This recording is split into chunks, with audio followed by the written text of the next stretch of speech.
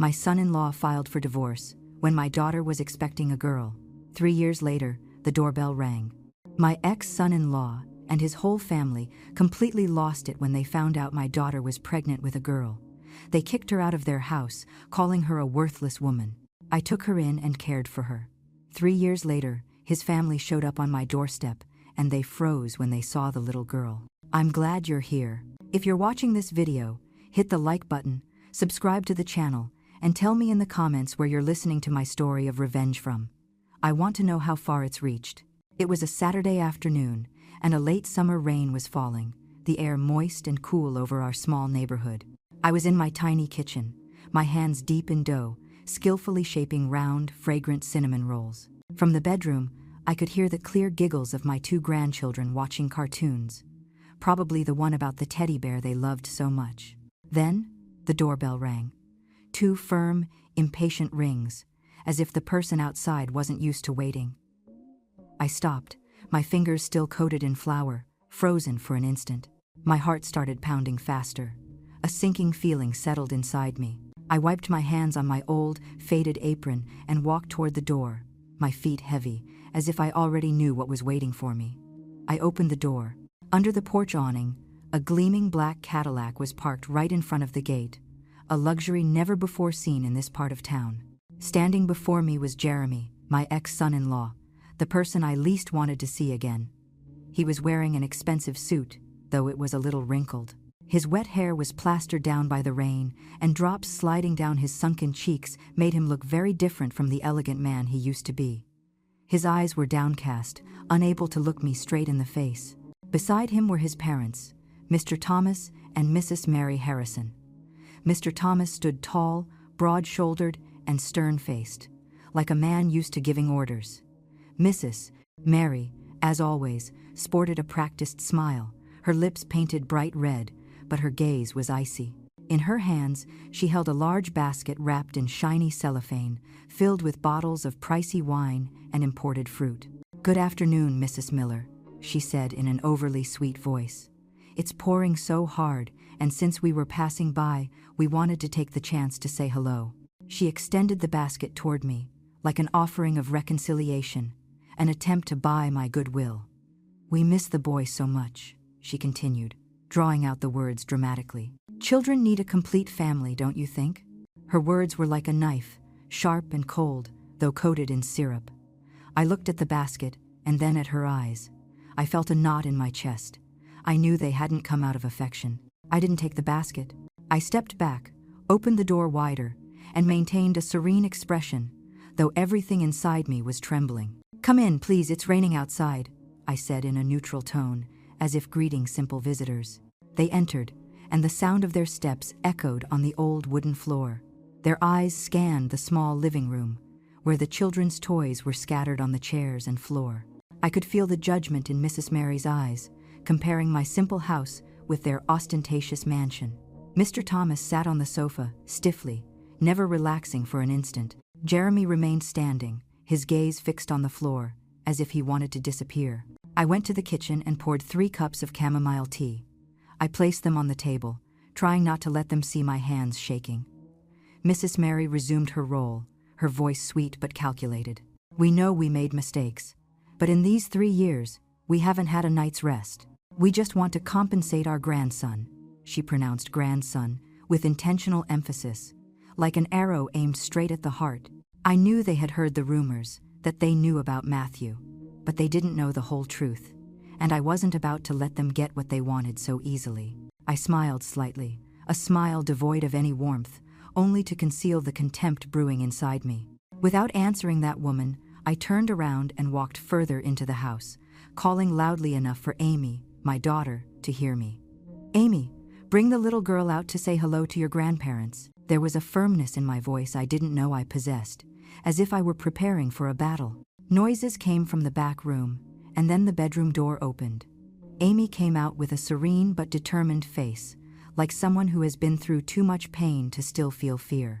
In her arms, she held Alice, my granddaughter, dressed in pink pajamas with bunny drawings. Her dark blonde hair, slightly curly, was the same as Jeremy's, but she had inherited her brilliant black eyes from her mother. Alice yawned, hugging Amy's neck, oblivious to the tension filling the room. The three Harrisons froze. Mrs. Mary's smile was stuck on her face, as if she had just been slapped. Jeremy's head snapped up, his eyes wide, and his lips trembling, unable to utter a word. Mr. Thomas, always so composed, couldn't hide his confusion either. His voice sounded broken, as if he couldn't believe what he was seeing. What? What does this mean? Is it a girl? I stood there in silence, looking them directly in the eyes. I let them drown in their own guesses. 3 years ago, the day Amy wore that snow-white wedding dress, I thought my daughter's life had finally found safe harbor. I was there, in the Harrisons' splendid garden, where yellow lights hung from the trees, shining as if in a dream. White roses and orchids adorned the place, their sweet fragrance floating in the air. I took my daughter's hand and led her down the white gravel path toward the altar, in place of her late father. Amy's dress softly brushed the ground, with a long, elegant train like a cloud. She looked at me, her eyes glistening with happiness. As I gave her away to Jeremy, I whispered, my voice choked with emotion, "May you both be very happy." Jeremy, in his immaculate black suit, looked at me sincerely and nodded firmly, as if taking an oath. I believed him. I believed he would protect my daughter, just as my husband had protected me during his life. The first months after the wedding, everything seemed perfect. Every weekend, Jeremy drove his gleaming car and brought Amy to visit me. He brought bags full of gifts, cakes from a famous bakery, fresh imported fruit, and once, even a bottle of wine he said was special, from France. He laughed, talked enthusiastically, telling me about his family's businesses and the trips he took with Amy to places I could only dream of. "Don't worry, Mom, Amy is my princess now," he would say proudly. I would look at my daughter and see her smiling, radiant, her cheeks flushed. I thought life was finally smiling on her, compensating for the difficult years in that little house where it was just the two of us, relying on each other after her father's death. Sometimes Amy spoke to me about her mother-in-law, Mary, with some caution. "My mother-in-law is demanding, but not mean, Mom," she said softly, trying to reassure me. "She just insists a lot that I have to give this family a son to continue the lineage." I felt a shiver, but I wanted to think it was just a custom of rich people, those who want everything to be perfect according to their rules. I tried to push away the worry, convincing myself that Amy would be loved in that house, just as I had always loved her. One day, Amy announced she was pregnant. I remember that moment perfectly. I was sitting on the porch, sipping a cup of chamomile tea. The phone rang, and I heard Jeremy's excited voice. "Mom, Amy's pregnant. We're going to have a baby." I felt my eyes fill with tears, not of sadness, but of happiness. I imagined holding my grandchild, hearing the laughter of a child filling this house. The Harrisons organized a party to celebrate and invited me. The mansion was lit up, servants hurried back and forth non-stop, and there were dishes on the table I'd never seen in my life. "Mrs. Mary raised her wine glass, smiled proudly, and declared, 'This will be the pride of the Harrison family.' I sat there, feeling out of place among such luxury, but with a warm heart. However, that happiness didn't last long. One afternoon, while sweeping the patio, the phone rang again. It was Amy. Her voice was trembling, very different from her usual cheerfulness. "Mom," she said in a whisper close to breaking, "I just left the ultrasound. The doctor said it's a girl." I didn't get a chance to answer. There was only a long silence on the other end, followed by the sound of a glass shattering. Then, Mary's sharp, cruel voice thundered, unaware I was listening. "A girl? How useless. The Harrisons don't need a useless mouth like that." That word, useless, was like a knife straight to my chest. I called Amy, but the line was abruptly cut. I dialed her number over and over, then Jeremy's, but no one answered. Dozens of calls, not one response. I felt something terrible was coming. An indescribable fear squeezed my chest. Exactly 1 week later, at midnight, the phone rang again. I jumped up, my hands shaking as I grabbed it. It was Amy's number. "Mom, help me." Her voice was cracking with sobs and the whistle of wind coming through the receiver. They kicked me out of the house. I didn't think of anything else. I grabbed my old coat, got into my rusty pickup truck, and sped off into the pouring rain. It was raining so hard the windshield wipers were useless, but I didn't care. I only thought of Amy, my daughter, whom I had sworn to protect all my life. When I arrived at the Harrison mansion, the scene chilled me to the soul. Amy, her belly already prominent, was kneeling in front of the locked gate. The rain drenched her completely. Her hair stuck to her face, her shoulders trembling. Her suitcase had been thrown outside. It was open, and the baby's clothes were floating in the puddles. Those tiny outfits, the wool hats I had knitted myself, were now covered in mud. I looked up at the second-story window and saw Jeremy's silhouette, just for a second, before the curtain was violently pulled shut. He didn't even have the courage to face us. I ran through the rain and hugged her. "Amy, it's me, Mom," I whispered, my voice choked. I took off my coat and put it over her, trying to shield her from the cold. Amy looked up, her eyes red, her face pale. "Mom, I'm sorry. It's me." I didn't let her finish. I helped her stand. I slowly guided her toward the truck. I picked up every item of clothing, every tiny sock, trying to hold back my tears. I couldn't let her see me weak. Not now. When I put my hand on her shoulder to guide her to the vehicle, I held her tightly, my heart shattered, and a silent promise echoed within me. From today on, no one will ever hurt my daughter again.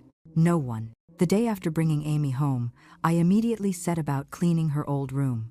It was a small room at the end of the hall, the place where she had grown up with her youthful dreams. I drew the curtains to let in the sunlight, dusted the old desk, and carefully put away the wedding photos Amy had hung on the wall.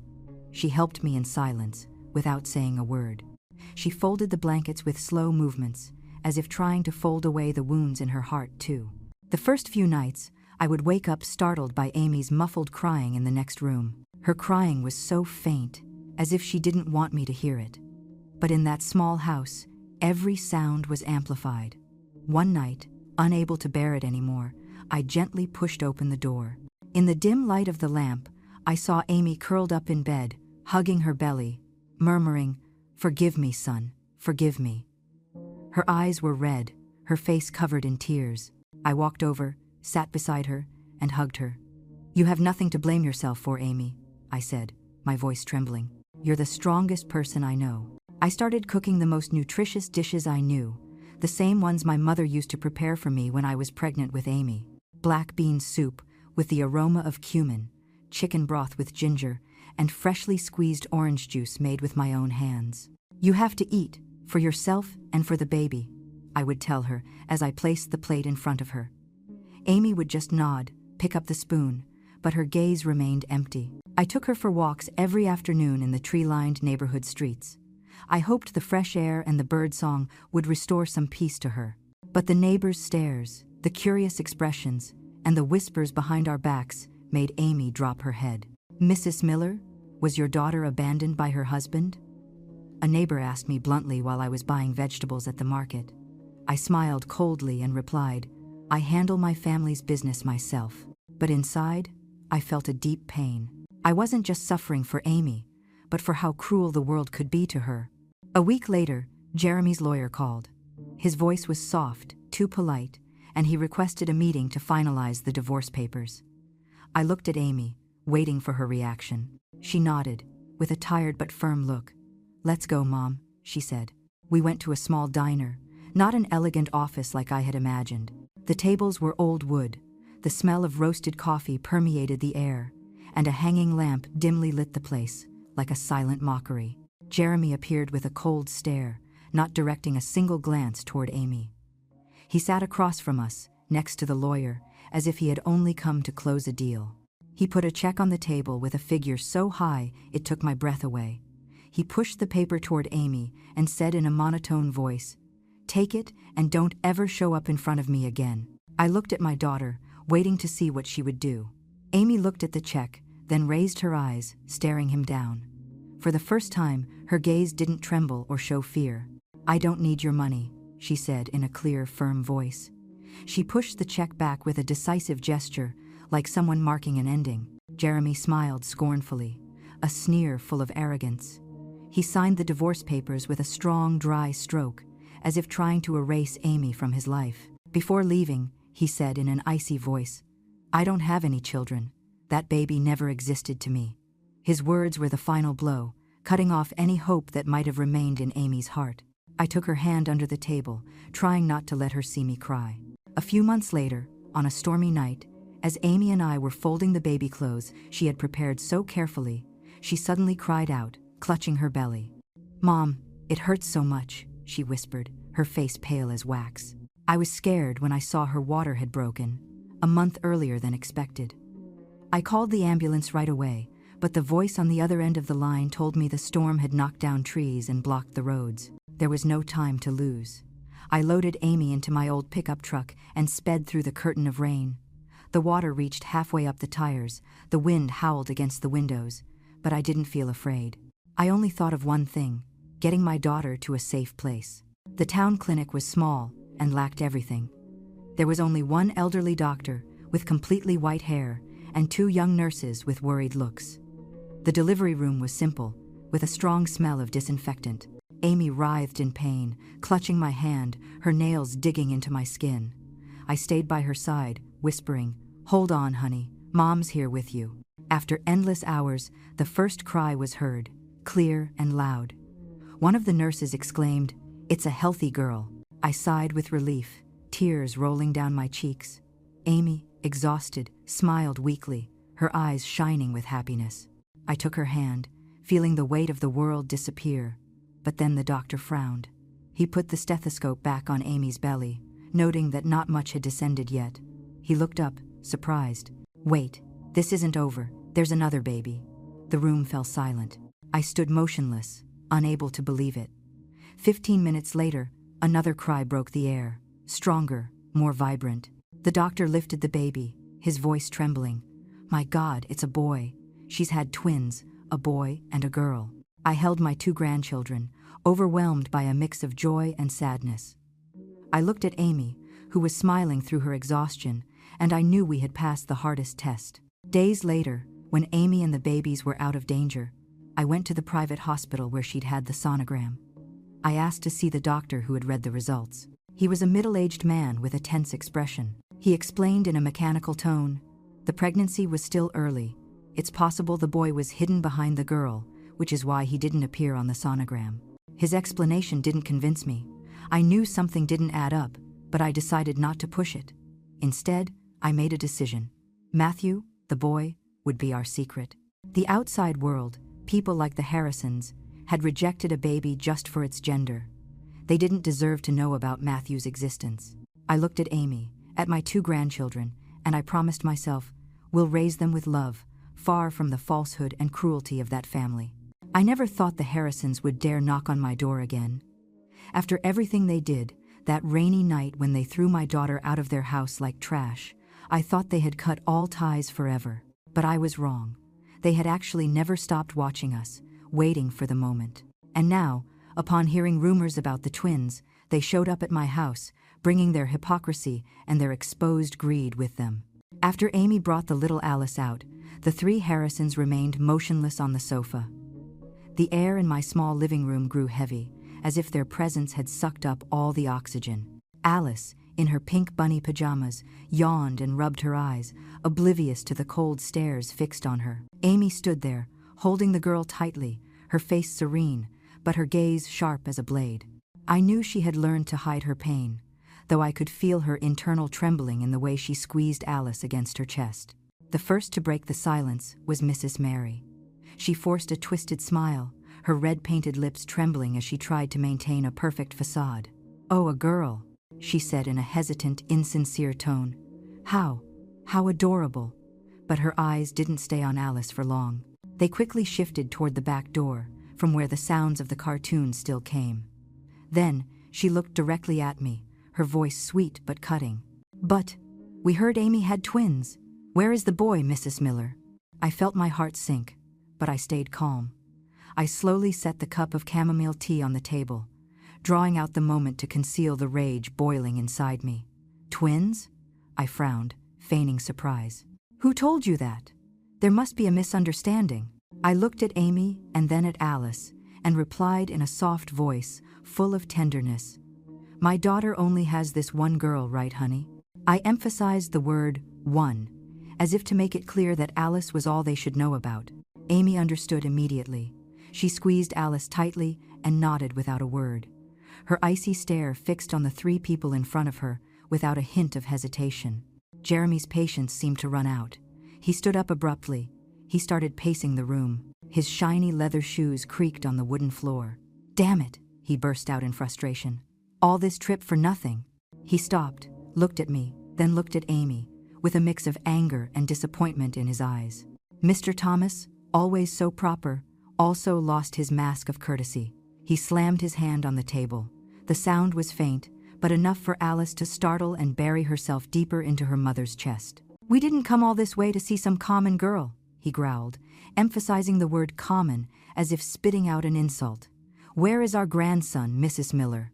His question sounded like a declaration of war, as if he had the right to demand something they themselves had disdained. His words ignited my anger, but it quickly faded, replaced by absolute contempt. I looked at them one by one, at Mrs. Mary with her fake smile, at Mr. Thomas with his air of superiority, and at Jeremy, a coward, incapable of facing the truth. They hadn't come out of remorse, they hadn't come out of love. They had come for Matthew, for the heir grandson, for what they considered the pride of their lineage.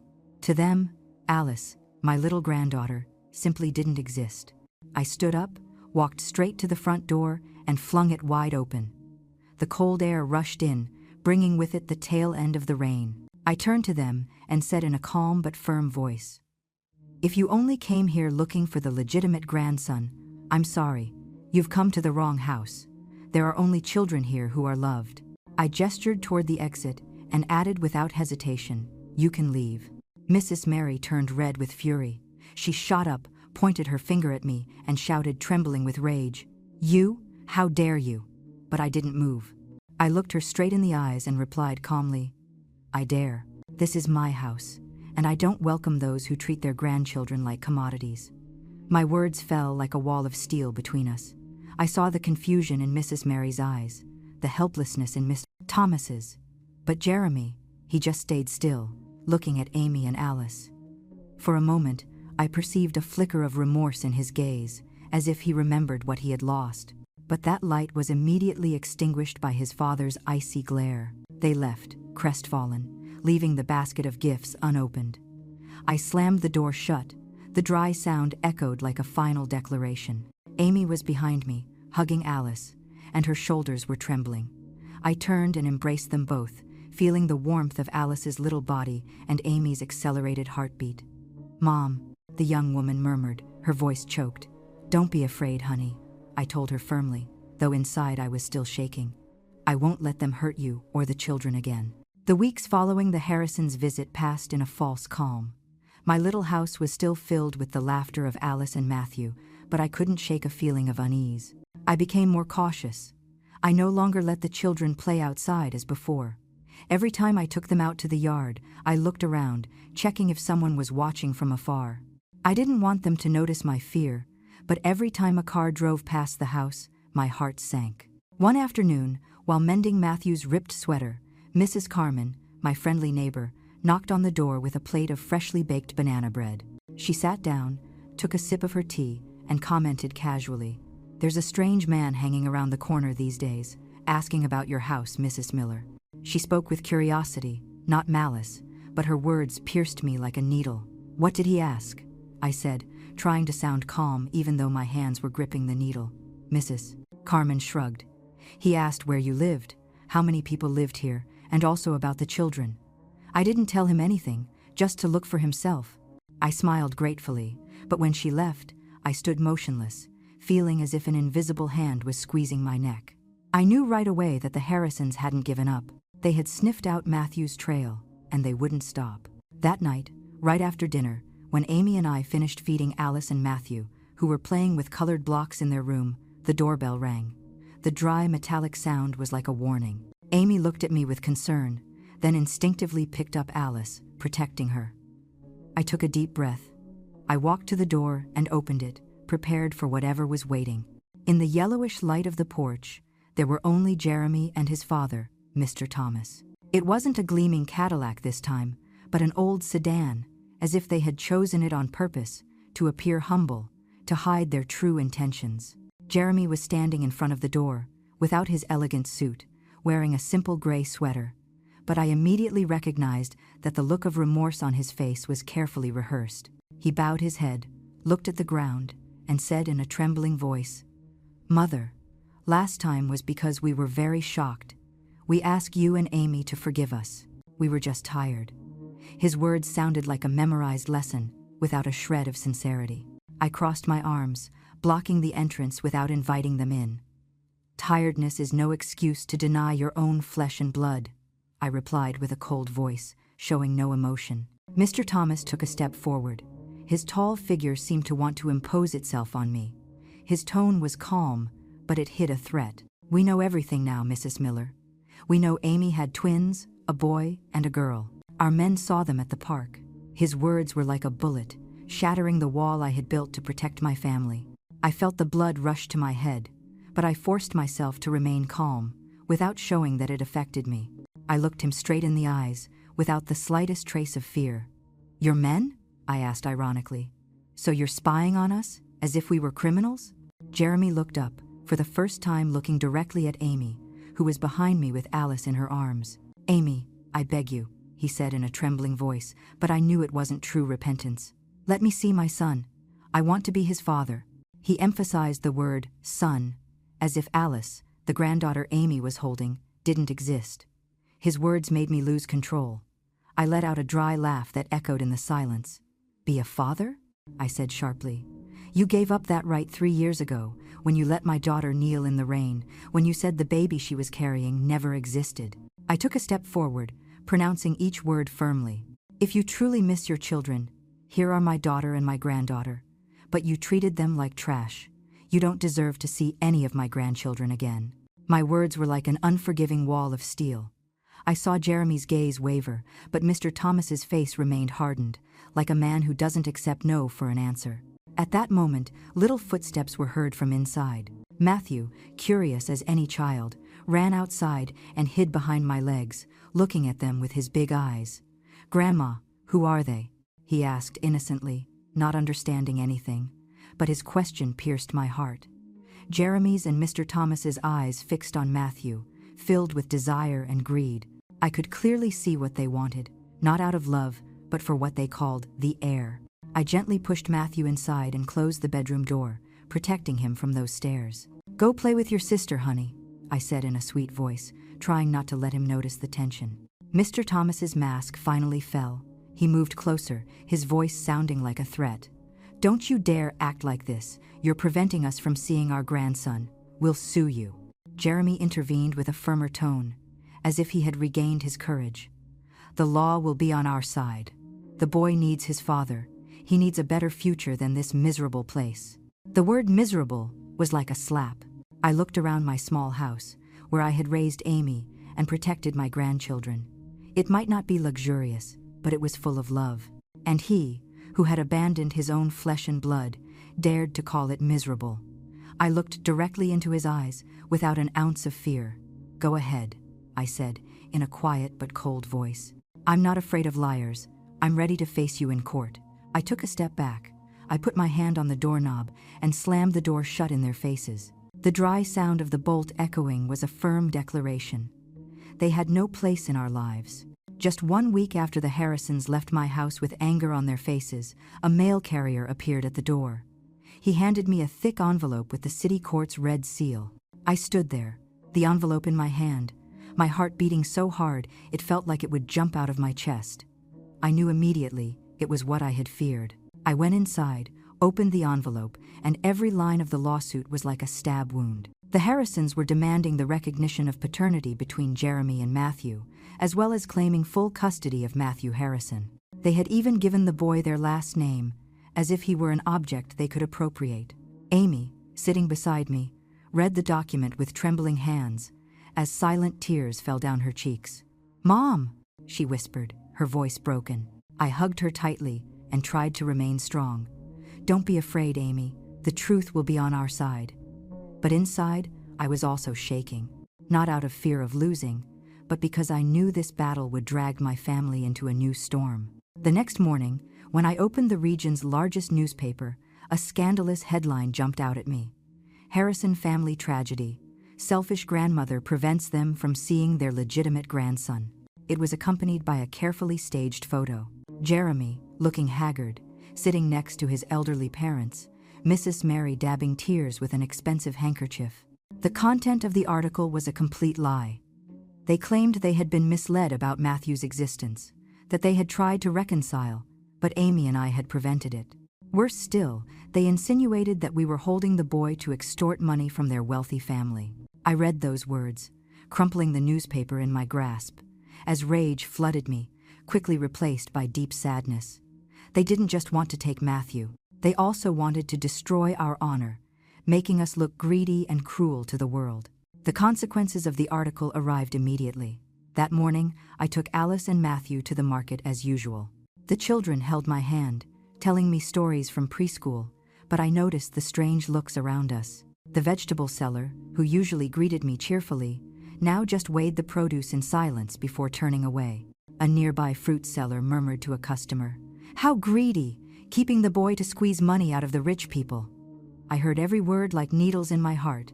I squeezed Alice's and Matthew's hands and forced a smile so they wouldn't notice anything, though inside, my soul felt heavy. On the way back, Matthew asked innocently, "Grandma, why didn't the vegetable lady give me a candy today?"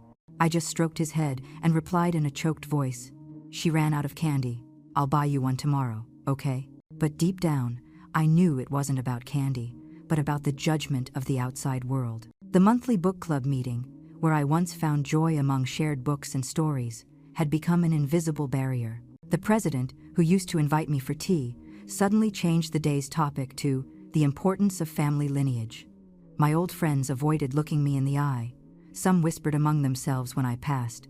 I tried to stay for a few minutes, but the atmosphere became unbearable. I got up, gathered my things, and left halfway through the meeting. Outside, the twilight fell over my shoulders, but I felt lonelier than ever. The betrayal of those I thought were friends tore at my soul. I wondered if there was still room for truth in this world, but I knew I couldn't sit around waiting. I couldn't let the Harrisons keep inventing their story full of lies. I went to find Mr. Stone, an old friend of my late husband. Mr. Stone was retired, but his reputation as a just man still resonated in the town. I went to his house, a little cottage with a garden full of yellow daisies. He listened to me carefully as I told him everything. From the night Amy was thrown out of the Harrisons' house, to the time they showed up demanding to see Matthew. When I finished, he nodded, with a serious but warm look. "Mrs. Miller, I will help you with this case, not for money, but for justice." His words were like a ray of light in the darkness, and I felt I was no longer alone. We started gathering evidence. I returned home and opened an old wooden box I kept in the closet where I store family mementos. Inside was Amy's divorce file, with the document signed by Jeremy, where he voluntarily relinquished all rights and responsibilities over the child about to be born. I also found a yellowed sheet that Jeremy had written in anger, throwing it at Amy along with a check, where he cruelly wrote, "I don't want anything to do with you or that child." Every time I read that phrase, I felt a deep pain, but I also knew it was our best weapon. Furthermore, I prepared the documents showing that for 3 years, Amy and I had covered all the expenses to raise the children. Milk, diapers, doctor's appointments. Not a single dollar came from the Harrisons. Every receipt, every bill was proof of our strength, and I kept them all in a thick folder. Meanwhile, the Harrisons' lawyer constantly appeared in the newspapers, giving interviews with a tragic tone. They spoke of the pain of a separated family, of the love they felt for a grandson they had never met. Every word was a layer of false paint, hiding their selfishness and greed. Amy and I decided to remain silent. Mr. Stone told me, in a calm but firm voice, "Let them talk, Mrs. Miller. The more they talk, the more they will make mistakes. We will speak only once in court." His words gave me strength, although the worry remained. Every night I sat in the living room, watched my grandchildren sleep, and asked myself, if we lose, how can I protect them? The night before the trial, Amy and I sat face to face in the living room. The yellow light of the lamp illuminated her face, making her look both strong and fragile. "Mom," she said tremulously, "what if we lose?" Her question pierced my soul, but I took her hand and pointed to the pile of documents on the table. "The truth is here," I replied firmly. and the truth never loses. I tried to smile to reassure her, but inside I could only pray. I prayed for justice, for my grandchildren, and for Amy, who had already suffered too much. On the day of the trial, in the city's family court, the room was charged with tension. The air was thick, full of curious stares. To the left, reporters waited with their cameras, ready to turn our story into sensational headlines. To the right, neighbors from town, some of whom were once friendly, now turned their backs on me. I saw them whispering, pointing, and I felt a knot in my chest. Amy, Mr. Stone and I were sitting in the front row. Amy squeezed my hand tightly, her fingers cold as ice, seeking refuge in my presence. I gently stroked her hand, trying to convey calm, although I was struggling to maintain it myself. On the other side, the Harrison family sat with straight backs, like cold statues. Jeremy wore his most expensive suit, but his face was pale and his eyes empty, as if he was trying to hide his unease. Mrs. Mary wore dark sunglasses, looking more like someone on vacation than a person in a trial, and Mr. Thomas maintained an iron expression, like a man used to commanding and never losing. Seeing him, a cold rage ran down my back, but I repeated to myself that I had to remain calm. This wasn't just a battle for Matthew, but also for my family's honor, for everything we had endured. The Harrisons' lawyer, a clean-cut young man, stood up to begin his presentation. He spoke with great eloquence, as if performing in a packed theater. He talked about the sacred paternal bond that had been broken, the pain of grandparents who couldn't see their grandson.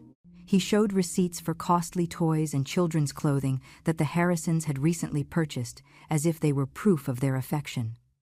I looked at those receipts and felt my stomach clench. Those things weren't for love, but part of the spectacle they had staged to keep Matthew. Then he called his witness, and my heart stopped when I saw the book club president step onto the stand.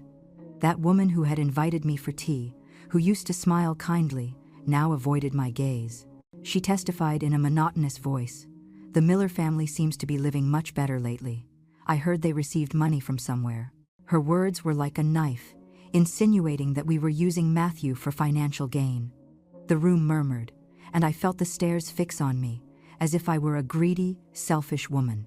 Amy squeezed my hand tighter, and I knew she was holding back tears. When it was our turn, Mr. Stone didn't rush. He called me as the first witness. I stood up, my legs trembling, but my heart firm. Stepping onto the stand and looking at the room, I felt that my entire life was being judged. The Harrisons' lawyer looked at me with a mocking smile and posed a provocative question. "Mrs. Miller, did you withhold the boy hoping to obtain some benefit from my client's wealthy family? Is that right?" The room murmured again, and the whispering was like needles piercing my chest.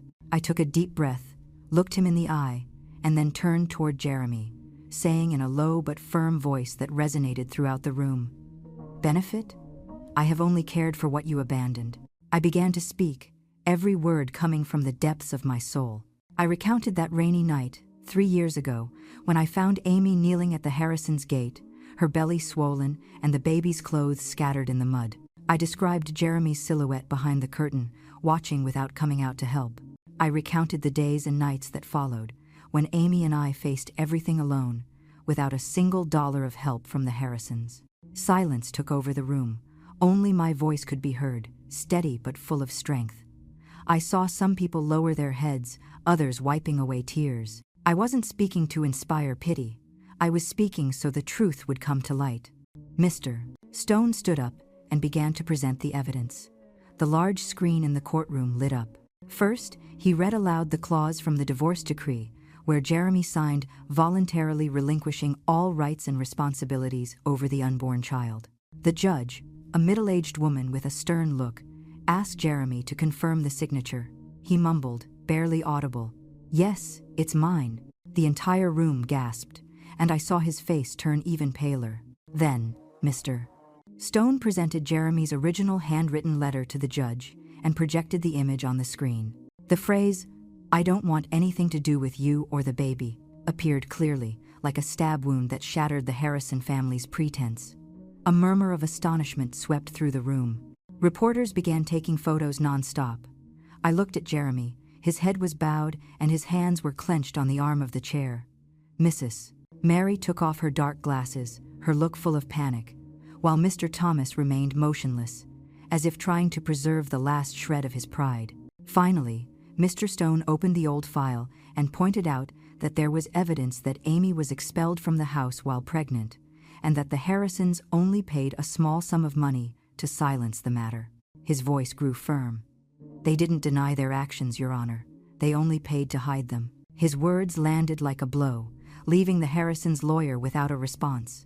He tried to defend himself, searching for tangled arguments, but everything proved useless against the obvious evidence. The judge looked directly at the Harrison family, with a severe but fair expression. "This trial is not about paternity, but about honor and responsibility," she said in a resonant voice. "It is clear that you abandoned this child 3 years ago." She struck the gavel forcefully on the desk. The dry sound marked the final sentence. "The court rejects the petition of Mr. Jeremy Harrison. Legal custody of the minors, Matthew and Alice Miller, belongs exclusively to their mother, Miss Amy Miller, and to their grandmother." I felt as if the whole world had stopped. Amy hugged me tightly, tears running down her cheeks. I hugged her back, feeling the warmth and relief emanating from both of us. Mr. Stone smiled, put his hand on my shoulder, and whispered, "We did it, Mrs. Miller." I looked toward the Harrisons' side. The 2 elders had their heads bowed, and Jeremy remained motionless, his face pale as paper. In that moment, I didn't feel satisfaction, but a deep sadness. They had lost, but the price of their selfishness and their lies was something they would carry for the rest of their lives. When the courtroom door closed behind us, I walked out with Amy. The crowd of reporters rushed forward, microphones and cameras pointed at us. This time, their stares were not of judgment, but of empathy, as if they finally understood our story a little. Mr. Stone, with his usual calm, stepped forward and raised his hand to hold them back. He only said one short sentence, in a firm voice. "Justice has been served." I looked at him, my heart full of gratitude. Those words, though simple, felt like a fresh breeze dispelling some of the weight I carried inside. On the other side, the Harrison family wasn't so lucky. Reporters surrounded them, flashes wouldn't stop blinking, and the public's shouts filled the air. Jeremy, his face grayish, tried to push his way through the crowd, while Mr. Thomas and Mrs. Mary needed bodyguards to reach their car. I watched them leave, heads bowed, and again, I felt no pleasure, only a deep sadness. They had dug their own grave, and now they had to pay the price for their selfishness and deceit. The next morning, I woke up early. I prepared a cup of chamomile tea and opened the region's largest newspaper. The headline jumped out at me. "The truth behind the Harrison family case. Denied visitation rights for gender discrimination and family abandonment." The article recounted the hearing in detail, from the irrefutable evidence we presented to the clumsiness of the Harrisons' lawyer. They revealed the real story. The night Amy was thrown out of her house, Jeremy's handwritten and venomous letter, and the truth that the Harrisons were never interested in Alice, only because she was a girl. I read with trembling hands, not from anger, but because the truth had finally been recognized. My family's honor, which they tried to stain, would now be restored. The consequences for the Harrisons came faster than I imagined. Within a few days, a major international partner of the Harrisons construction company announced the cancellation of their contract with a clear reason. "We do not collaborate with a company whose leadership lacks ethics." Their shares plummeted, and I heard that other investors also started pulling their money out. Mr. Thomas, always so proud of his position, was forced to resign as chairman of the board of directors. A direct blow to his pride. Mrs. Mary, who had always lived for appearances, truly fell ill. She didn't dare leave the house and cut off all social contact, as if trying to hide from judging eyes. I didn't feel pity, but not joy either. They reaped what they sowed, and I just wished they would leave my family in peace. But Jeremy, instead of repenting, became more resentful. I heard he felt publicly humiliated, stripped of everything. For someone like him, failure is never easy to accept. Months later, high society was buzzing with the news. Businessman Jeremy Harrison, engaged to Miss Valerie Smith, only daughter of the National Bank president. His wedding was lavish, 10 times more luxurious than the one he had with Amy. The photos in the newspaper showed an elegant Jeremy, next to a radiant bride in a garden full of flowers and lights. It was said he was trying to climb back up to prove he was still the winner, that he could have something better. But looking into his eyes in those photos, I saw an emptiness impossible to disguise. Our life, meanwhile, slowly returned to normal, though a different normal. One morning, Mrs. Carmen, the neighbor who had warned me about the suspicious men, knocked on my door with a plate of banana bread. "Mrs. Miller, I'm sorry," she said, with a look full of guilt. "I believed the lies in the papers. I was wrong." I smiled, accepted the plate, and invited her for tea. The women from the book club also started contacting me again, inviting me to the meetings. One of them, Mrs. Rose, even sent me a handwritten letter, telling me she was ashamed for having doubted me. I read the letter with relief, though not without some sadness. My family's honor had been restored, but the scars from the days of the trial were still there, latent in the heart. Amy, throughout this time, changed. She no longer cried or held a grudge. One afternoon, while folding Alice's and Matthew's clothes, she came in with a newspaper featuring Jeremy's luxurious wedding. I waited for some reaction, a tear, a bitter word, but Amy just calmly folded the newspaper and left it on the table. "I don't care anymore, Mom," she said in a serene but firm voice. "He can live the life he wants, but I have Alice and Matthew. That's enough." I looked at her and saw that strength had replaced the old pain, and I felt a deep pride in my chest. That night, as I read a story to Alice and Matthew before bed, I glanced at the newspaper still on the table. The wedding photo of Jeremy and Valerie Smith shone under the light, but I only smiled to myself. I thought, a person who tries to prove they are happy is usually the most empty inside. I didn't think that to mock Jeremy, but because it was a truth I had learned over the years. True happiness isn't in what you show the world, but in moments like this, when I sit here, listening to the laughter of my grandchildren and feeling the warmth of my family. 3 years have passed since the trial, and our life has found a new rhythm, though it isn't always easy. Amy got a part-time job as a bookkeeper at a small bookstore downtown. She doesn't earn much, but it's enough for her to have her own income, and most importantly, regain her confidence. I see how her eyes light up every time she talks about the new books arriving, or when she helps a customer find their favorite novel. Those moments give me peace, as if I were watching the wounds the Harrison family left behind slowly heal. Matthew and Alice are now 6 years old and have started elementary school. Matthew is an energetic boy, always running around the house, clutching his football like a treasure. He can spend all day playing in the yard with the neighborhood kids, smiling even when drenched in sweat. Alice, on the other hand, is quieter. She likes to sit by the window and draw.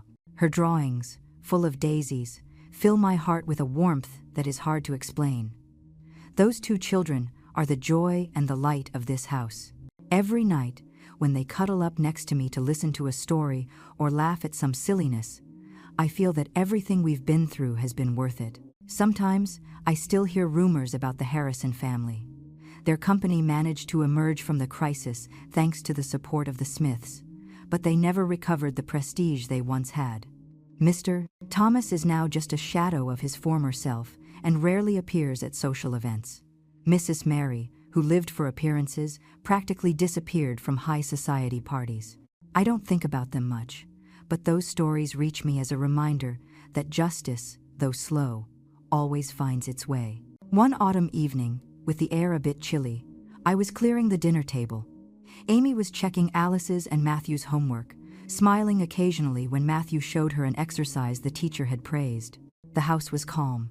You could only hear the rustle of the notebooks and the children's whispers. Then the doorbell rang. 2 sharp knocks, like a knife cutting the silence. My heart jumped, as if the memories of the confrontations with the Harrisons had returned all at once. Amy looked up with a glimmer of concern. I took a deep breath, wiped my hands on my apron, and went to open the door. In the yellowish light of the porch, I saw Jeremy. He was no longer the same man from 3 years ago, without his elegant suit or his arrogant look.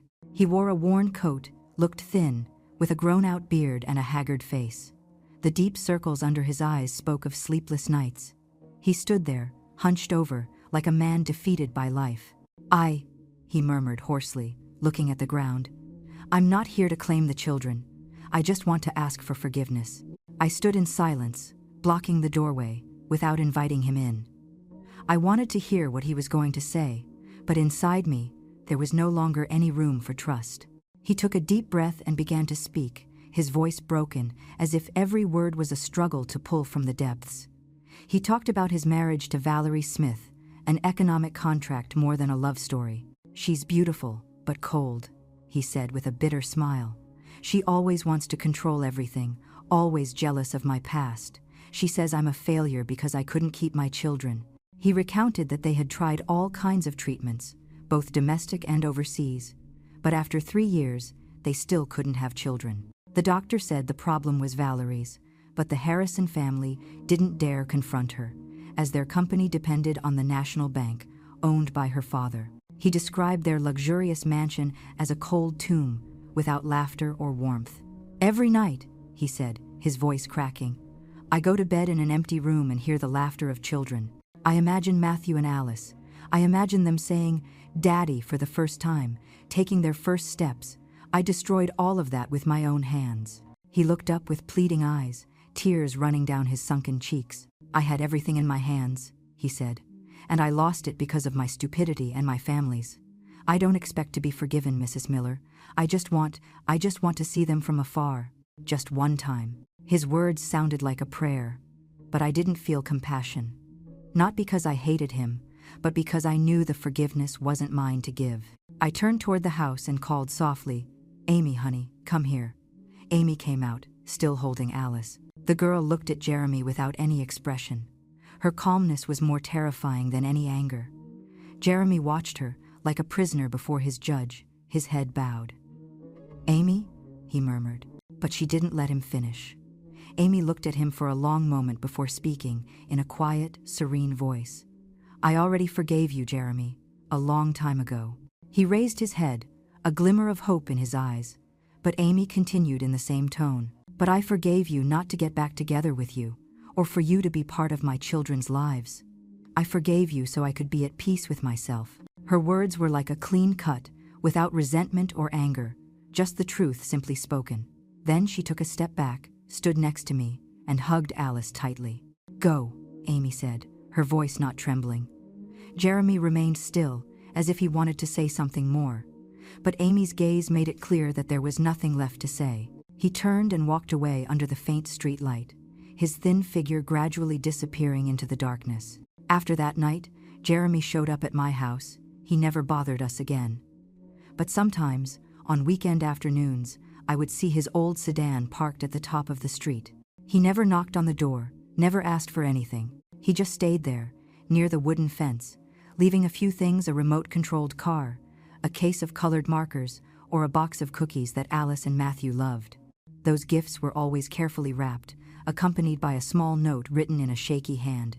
For the children. Matthew and Alice, with the innocence of children, always ran excitedly to receive the gifts. "Oh, the kind uncle is here," Matthew would shout, hugging the toy car tightly, his eyes sparkling with joy. Alice held a box of colored pencils, murmured a shy "thank you" before turning to me to show off. "Grandma," the teacher said, "I draw really well today." Jeremy just stood there, smiling. But his smile was sad, and his eyes were moist. Once, he bent down to quickly hug the children, just for a few seconds. Then, he straightened up and left without looking back. Amy and I watched him from the window, without saying a word. There was no anger or satisfaction, only silent acceptance. The children didn't know he was their father, and maybe that was better. On the anniversary of my husband's death, like every year, Amy and I took Alice and Matthew to visit his grave. The cemetery was on the outskirts, where rows of pines stood tall, and the leaves whispered in the wind. I cleaned the headstone and placed a bouquet of yellow mums, my husband's favorite flowers, on it. Alice and Matthew played nearby, their pure laughter echoing in the tranquil air. I sat by the grave and whispered softly, "See, love, we're okay. Amy is stronger than you thought, and the grandchildren are our greatest joy." Amy sat beside me, resting her head on my shoulder without saying anything. I felt the warmth of her body, and for an instant, a deep peace enveloped me. Then Amy spoke, her voice soft as the wind. "Mom, I don't feel hate for Jeremy anymore. I just feel relief. Seeing him like that doesn't make me happy." Her words left me still. I stroked her hair and smiled. "You've learned a lesson that many adults never understand. Sometimes the real victory isn't in defeating the enemy, but in finding peace within yourself. Amy nodded, with a new light in her eyes, as if she had just let go of an invisible burden. I looked at her and saw the maturity that pain had forged in her, and I was filled with pride. When we returned home, the evening was drawing in. The sunset light stained the small street, with houses hidden among the trees, with gold. I was opening the door when I saw Jeremy there, by the fence. This time, he didn't bring gifts. He was just standing, like a shadow, his hands in the pockets of his worn coat. His face looked more haggard than the last time I saw him, with deeper, dark circles. He looked at me, and in his eyes, there was no longer any pleading, only the weariness of someone who has suffered too many losses. Matthew and Alice saw him and immediately ran toward him. "Kind uncle," Matthew shouted, pulling on his hand, saying excitedly, "Uncle, today we went to visit Grandpa. Grandpa is on the hill. There are lots of pretty trees there." Alice chimed in softly. "I made a drawing for Grandpa. Want to see it?" Jeremy knelt down, stroked their heads, with a sad smile on his lips. Then Matthew, with the innocence of a child, asked, "Uncle, do you have a daddy? Does your daddy love you?" The child's innocent question was like a stab. Jeremy froze. He couldn't answer. He just lowered his head and squeezed Alice's and Matthew's hair tightly, as if he wanted to hold on to that moment a little longer. Amy was at the doorway, watching the scene. In her eyes, there was no longer any storm, no pain or resentment. I stood by her side, feeling the strength that emanated from her. Jeremy looked up, looked at Amy, and then at me. His gaze seemed to want to say something, but the words wouldn't come out. He turned and walked away. His thin silhouette slowly disappeared among the shades of the sunset. Alice and Matthew ran into the house, laughing and talking non-stop about their day, as if the visit from that kind man had been nothing more than a fleeting moment. I looked up at the clear blue sky, where birds were returning to their nests. I felt a strange peace, as if the whole storm had passed, leaving a soft silence. I didn't know what the future held for us. Would Jeremy continue coming every weekend, watching his children from afar? Would Alice and Matthew ever discover the truth about their father? I don't know, but I know one thing for sure. We survived the storm and found our own refuge in the calm. I went into the house, saw Amy playing with the children, and laughter filled the place. I smiled, sat down next to them, and in my heart, I gave thanks that my family remained united, no matter how the world changed outside. After everything we've been through, I understood that life is never easy for those who choose the right path. But it is in pain that one learns what it means to be strong. I understood that true love doesn't come from prestige, or money, or a last name, but from silent sacrifice and the heart that protects what is just. Happiness is not in mansions, but in the smile of children who grow up surrounded by love. To forgive is not weakness. It is freeing oneself from the chains of hatred. I didn't win with money or power, but with the faith that the truth, sooner or later, always comes to light. And the most valuable thing I learned was that when a mother or a grandmother stands up to protect her family, no power in the world can bring her down. The story you just heard has changed the names and places to protect the identity of the people involved. We tell it not to judge, but with the hope that someone listens and reflects.